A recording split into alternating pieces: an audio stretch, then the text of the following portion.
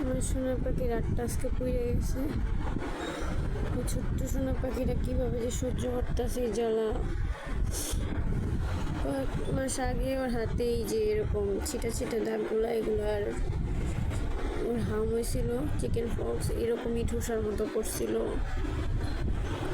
7 দিনের মতো ছিল, অনেক কষ্ট করছিল আমার জান পাখিটা।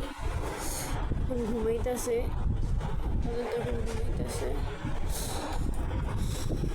জান পাখিটা যে কীভাবে সহ্য করতেছে, আমার মতো ভুল জানি আর কেউ না করে।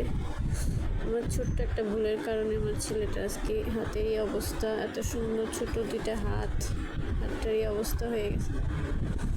সবাই আমার ছেলের জন্য দোয়া করবেন। আমার হাতটা দেখলে যে কেমন যে লাগতেছে।